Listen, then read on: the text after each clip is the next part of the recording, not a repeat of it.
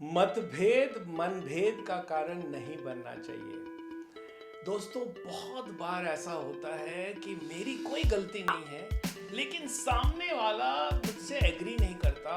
मुझे ऐसा लगता है कि I am right, there is nothing wrong in me, but why is it that the person on the other side does not agree to me. और ये मतभेद जो है इतना तीव्र हो जाता है कि द इंडिविजुअल इंटरपर्सनल रिलेशनशिप इतना खराब हो जाता है, और इस तरह की कॉन्फ्लिक्ट अक्सर मुझे अपने लाइफ में सक्सेसफुल होने से रोकती है।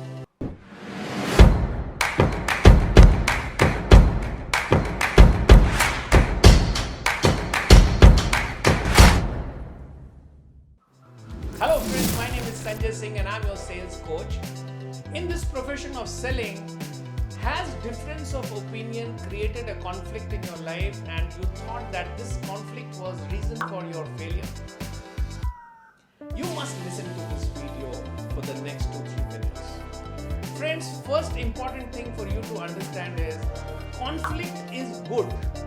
अगर आपको ऐसा लगता है कि मतभेद नहीं होना चाहिए, आप गलत हैं, क्योंकि दो इंसान जिनके पास दिमाग है, भगवान ने उनको सोचने का मौका दिया है, तो जरूर वो अलग अलग तरीके से सोच सकते हैं। तो मतभेद होना बुरी बात नहीं है।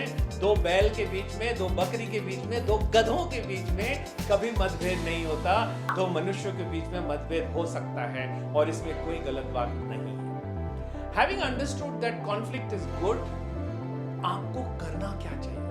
दोस्तों, सबसे पहले तो जब कॉन्फ्लिक्ट होती है तो इस बात को एक्नॉलेज कीजिए कि कॉन्फ्लिक्ट है, और सामने वाले को कम्युनिकेट कीजिए कि भैया हमारे और आपके बीच में ये मतभेद है, क्योंकि इसे स्वीकार करना पहला कदम है सक्सेस की तरफ। So once you accept that there is a conflict, the next step that you must take is invite the other person to come and discuss the conflict. You tell the other person कि sir हमारे बीच में मतभेद है, but मैं आपकी respect करता हूँ, क्या हम बैठ के बात कर सकते हैं? क्या हम बैठ के एक दूसरे के पक्ष को समझ सकते हैं? And I'm sure you will get an appointment to do that. Now, when you sit to discuss a conflict, it is very important that you don't stick to your point. You should invest the discussion in trying to listen to the other person. You should invest the discussion in trying to understand the minds of the other person.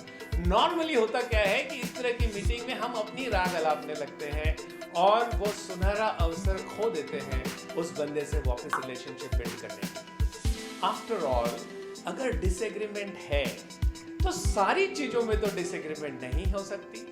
There must be 5 points out of 10 points on which you agree. तो इस तरह की meeting में focus on those points which you agree. Do not focus on those points which you disagree upon. When you focus on those points where you agree, create an implementation plan कि चलो sir, हमारे बीच में मतभेद है, लेकिन मतभेद के बीच में भी ये 4 पॉइंट तो है जिसमें कि हमारा मतभेद नहीं है। चलिए इन 4 चीजों को इम्प्लीमेंट करते हैं पहले। देखिए, जब आप इस तरह की सकारात्मक सोच दिखाएंगे तो आप एक नया रिश्ता कायम कर पाएंगे। And by the time you actually implement those 4 points on which you have an agreement, you would have actually earned the respect and trust of the person with whom you have a conflict, and God willing, you will get an opportunity to implement even those points on which he did not agree to you earlier, because now you have developed a respect, you have developed a trust, and remember, when you develop trust, there is no conflict. So दोस्तों, अगली बार मतभेद हो तो दुखी मत होइए, क्योंकि मतभेद बुद्धिमान व्यक्तियों के बीच में ही होता है। मतभेद मनभेद का कारण मत बनाइए। Learn to manage conflict. Understand how to resolve conflict, because this is one of the traits of a very successful person, and I know that you are born to be a successful person. So if you have liked this video on conflict management, please subscribe to my channel, click on the bell icon, because I, Sanjay Singh, I'm going to come with one new video for you every day. I'm on a mission to empower 1 million salespersons with the science of selling before 2025. So please come and join the bandwagon till I upload my next video tomorrow. Bye-bye.